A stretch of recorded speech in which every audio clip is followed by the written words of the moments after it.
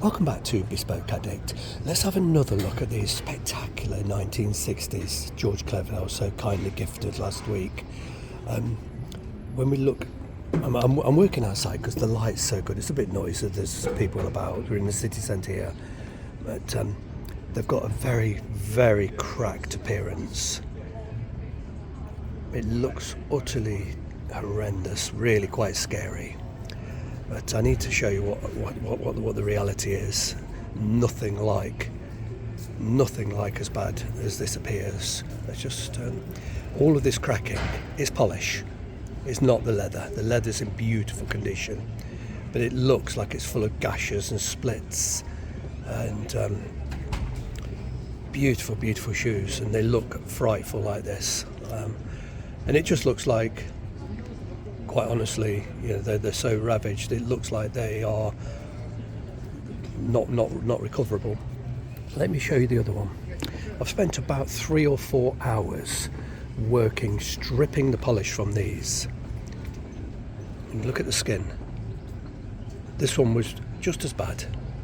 It had huge, great big cracks, but the cracks were purely in the polish. The skins are beautiful underneath that, which is what I expected. And there's minor creasing, but there's no real cracking. The only area there's a real crack is just there. That is an actual crack. That's the only crack I've found, but I'll be able to deal with that. I'll make a separate video. I'll go over these with engineer's paper and just be very, very carefully sort of take any slight roughness off the surface. I'll treat that a bit more. I'm not going to fill it, but I'll be able to reduce that surface crack with engineer's paper. But just utterly sublime. But this is the reality of polish, and why polish has to be removed periodically. It's beautiful stuff.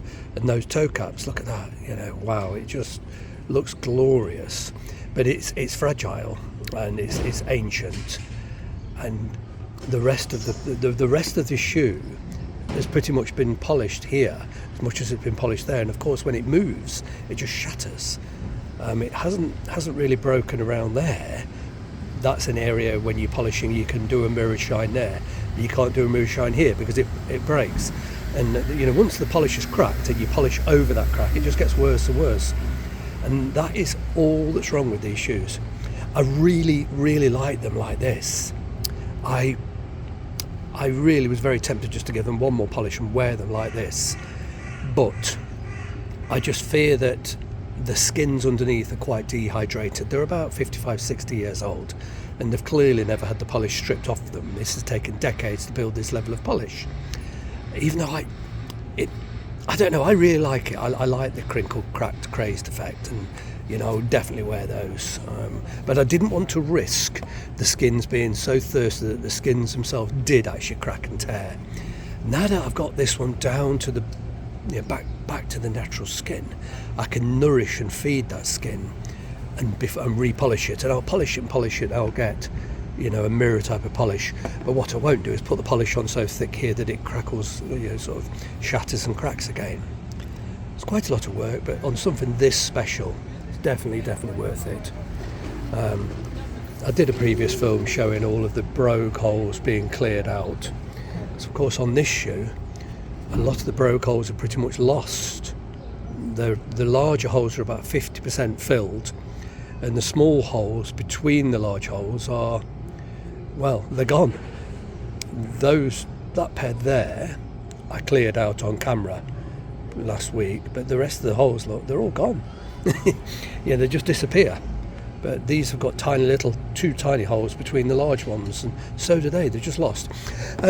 So it's an argument.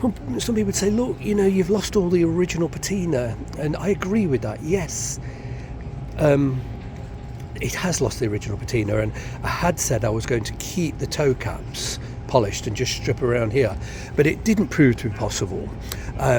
It needed so much alcohol to clear out the brogue holes it sort of leached in, and then it was also damaged down here where the shoes had obviously got wet and salt had got underneath the polish and pushed the polish off, so it had a hole in it, and it wasn't possible. So I kind of do agree with the argument that the original patina's gone, but so for so many reasons, and the main reason is these are so precious, I didn't want to risk ripping the skins. If they were less precious, if there were a lesser maker, I would have just polished them and worn them and enjoyed wearing them all cracked and crazed like this. Let's say if there were a pair of Trickers, lovely shoes, but they wouldn't be of the value of these, I would definitely just polish them and wear them. But of course, something as rare as these George Cleverley of Cork Street, they're worth the extra time, and it has taken 3 or 4 hours to remove that polish from this single shoe. So I've got 3 or 4 hours on this, then I'll spend a good couple of hours with very fine engineer's papers correcting any skin blemishes. Then we've got to nourish them. Some of the stitching's gone here on this edge, look. So if that's gone, when I clean with the alcohol, the chances are the rest of it will go. So realistically, I'll probably end up doing the whole side by hand restitching. Nourishing, polish. Yeah, there's probably 25 to 30 hours over a period of a month or so that I will spend on this pair to get them perfect again. And they will have a lovely sort of shine and polish. The natural crazed patina, of course, will be lost. But I want to wear them without risk that they're going to burst underneath the polish. If the skin's dehydrated enough, it will rip.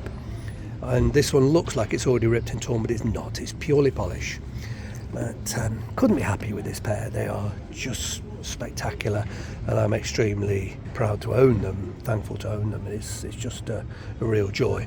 I do have an awful lot of other pairs that are slowly being brought back to life, but this pair, I've jumped the queue with them. You know, I've had other pairs 2 and 3 years that I've either not worked on or I've started the work and not finished them. But yeah, these have jumped right to the front of the queue, and yeah, so pleased.